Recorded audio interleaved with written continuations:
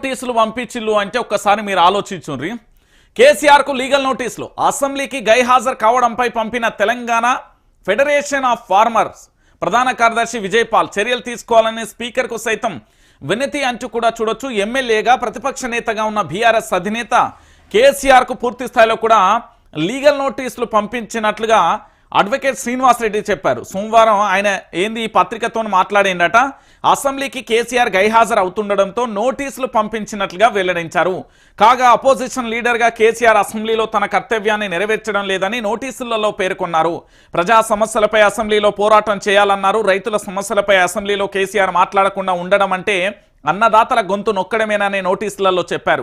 అసెంబ్లీకి రాని కేసీఆర్ పై చర్యలు తీసుకోవాలని, పదవి నుంచి ఆయన్ని తొలగించాలని స్పీకర్ ఘట్టం ప్రసాద్ కు, సీఎం రేవంత్ రెడ్డికి, డిప్యూటీ సీఎం మల్లు భట్టి విక్రమార్కకు, అసెంబ్లీ జనరల్ సెక్రటరీ నరసింహాచార్లకు సైతం నోటీసులు పంపించారు. ఎమ్మెల్యేగా ఎన్నికైన 6 నెలలకు కూడా అసెంబ్లీకి రాకుండా వేతనాలు తీసుకుంటున్నాడు అనేది ఎవరు విజయపాల్ అయినట్టు ఆయనే పంపించిండని. సరే విజయపాల్ జీ, నువ్వు కేసీఆర్కు నోటీసులు పంపించినావు. ఈ తెలంగాణలో పూర్తి స్థాయిలో కూడా యనుమల రేవంత్ రెడ్డి అని ముఖ్యమంత్రి ఉన్నాడు. ఈ తెలంగాణలో విద్యాశాఖ మంత్రి లేడు, మరి నోటీసులు ఎందుకు పంపించలేదయా? ఈ తెలంగాణలో హోంమంత్రి లేడు, నోటీసులు ఎందుకు పంపిస్తలేవు? ఈ తెలంగాణలో మున్సిపల్ శాఖ మంత్రి లేరు, ఎందుకు నోటీసులు పంపిస్తలేవు? కేవలం కల్వకుంట్ల చంద్రశేఖరరావును టార్గెట్ చేయమని కాంగ్రెస్ పార్టీ ఎన్నుకుండే ఏమన్నా నడిపిస్తుందా? కాంగ్రెస్ పార్టీ ఏమన్నా దగ్గరుండి చెయ్యి ఇట్లా చెయ్యి ఈ రూట్ ప్రకారం బోధమని ఏమన్నా సలహాలు సూచనలు ఇస్తున్నారా?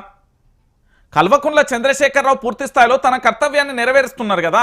బీఆర్ఎస్ పార్టీ అపోజిషన్లో పోరాటం చేస్తున్నది కదా.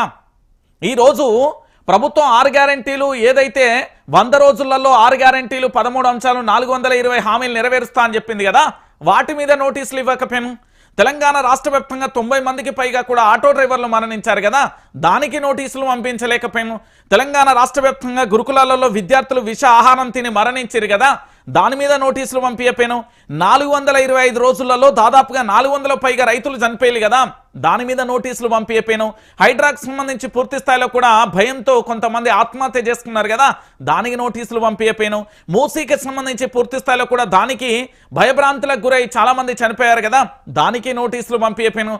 దాంతోపాటు లగచెర్లకు సంబంధించి బాధితులకి ఇప్పటికీ కూడా స్వయాన రాష్ట్ర ముఖ్యమంత్రి యనుమల రేవంత్ రెడ్డి గారి సొంత నియోజకవర్గంలో రచ్చ కొనసాగుతుంది, దానికి నోటీసులు పంపించపోయాను. ఇవన్నీ పక్కన పెట్టి కల్వకుంట్ల చంద్రశేఖరరావును టార్గెట్ చేయమని ఏమైనా యనుమల రేవంత్ రెడ్డి చెప్పిండా, లేకపోతే కాంగ్రెస్ పార్టీ చెప్పిండా?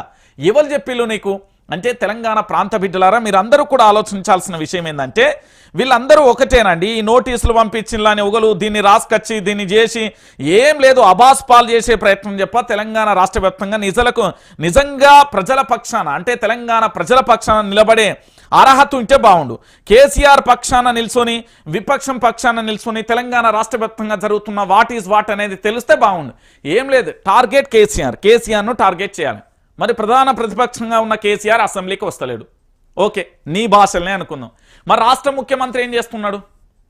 అధికారంలో ఉండి రాష్ట్ర ముఖ్యమంత్రి ఏం చేస్తున్నాడు అంటున్నా. దీనికి సమాధానం ఉందా? విజయపాల్ అనేటైనట ఇక వీళ్ళందరికీ నోటీసులు పంపించిండట. ఎవరికి? గడ్డం ప్రసాద్ స్పీకర్కు, సీఎంకు, డిప్యూటీ సీఎంకు, అసెంబ్లీ జనరల్ సెక్రటరీకి మొత్తం నోటీసులు పంపించిండట. కేసీఆర్ కట లీగల్ నోటీసులు ఇచ్చిల్లట.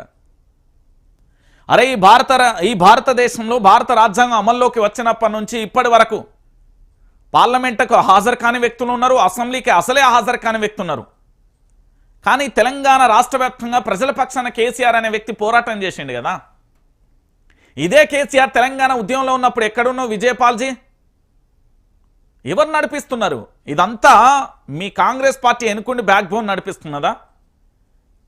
నిజంగా కూడా అధికారంలో ఉన్నాడు, ప్రజల పక్షాన పోరాటం చేస్తలేడు అనేది నీ వాదన. సరే, ప్రజల పక్షాన పోరాటం చేయాలి. అధికారంలో ఉన్న ఎమ్మెల్యేలు, మంత్రులు, సీఎం ఏం చేస్తున్నాడు? దానికి సమాధానం చెప్పు. దానికి సమాధానం చెప్పవయ్యా. ఈరోజు కల్వకుంట్ల చంద్రశేఖరరావుని టార్గెట్ చేయాలి, కేసీఆర్ను టార్గెట్ చేసి పూర్తి స్థాయిలో రాజకీయంగా పేరు కోసమో లేకపోతే లబ్ధి చేకూరడం కోసమో ఎదుగుదల కోసమో కేసీఆర్ను టార్గెట్ చేయడం కాదు. ఈ తెలంగాణ రాష్ట్ర ముఖ్యమంత్రి ఏం చేస్తున్నాడు, దాంతోపాటు ఇక్కడ మంత్రులు ఏం చేస్తున్నారు, ఇక్కడ ఎమ్మెల్యేలు ఏం చేస్తున్నారు, ఎమ్మెల్సీలు ఏం చేస్తున్నారు, ఆ పార్టీకి సంబంధించి పూర్తి స్థాయిలో వాళ్ళ సొంత పార్టీ కుంపడి మొదలుపెట్టింది కదా, మంత్రులకు సంబంధించి మాఫియా కొనసాగుతున్నది. ఇప్పటి వరకు కూల్చివేతలలో ఏదైతే మంత్రులకు సంబంధించి లేదా సీఎం సోదరులకు సంబంధించి బఫర్ జోన్లో ఉంటే కూలగొట్టలే దాని మీద లేకలేక ఈ చిల్లర పనికిమాలిన మాటలు పన్నులు చేస్తున్నది నాకు అర్థం కాదు. అంటే తెలంగాణ రాష్ట్ర వ్యాప్తంగా కాంగ్రెస్ పార్టీ అనుకుంటే ఏదో ఒక విషయాన్ని తెర మీదకి తీసుకురావాలి, దాన్ని ఆ పూట గడపాలి, మళ్ళీ టాపిక్ డైవర్షన్ చేయాలి, అటెన్షన్ డైవర్షన్, ఇదే పనులు, అంతకు మించి మనం చేసేది ఏమీ లేదు. ఎందుకంటే తెలంగాణ రాష్ట్ర వ్యాప్తంగా పూర్తి స్థాయిలో ఇక్కడ ఎప్పుడైతే కాంగ్రెస్ పార్టీ అధికారంలోకి వచ్చిందో వచ్చినప్పటి నుండి ఎటువైపు అయినా చూడండి, ఏ దిక్కుకు చూసినా కష్టాల కడలే తప్ప అంతకు మించి ఏమీ లేదు. 400 మంది 400 పైచీలకు రైతులు ఆత్మహత్య చేసుకుంటే ఈ విజయపాల్కు కనబడది. గురుకులాల్లో విద్యార్థుల ఫుడ్ పాయిజన్తో చనిపోతుంటే కనబడది. ఆటో డ్రైవర్ల ఆత్మహత్యలు కనబడి, జర్నలిస్టుల మీద అక్రమ కేసులు కనబడాయి. ఇక ఉరికొచ్చిండండి ఏంటంటే కేసీఆర్ అలకా దొరికింది అనుకుంటా. తెలంగాణ రాష్ట్ర వ్యాప్తంగా కేసీఆర్ మీద ఏ విధంగానైనా టార్గెట్ చేస్తే మనం హైలైట్ అవుతాం. నేను కేసీఆర్నే కొట్టినా లేకపోతే కేసీఆర్కు సంబంధించి ఆయననే టార్గెట్ చేసినా అని నలుగురు చెప్పుకోనీక, లేకపోతే మీ కాంగ్రెస్ పార్టీ ఎన్నుకునేమన్నా నడిపిస్తుందా?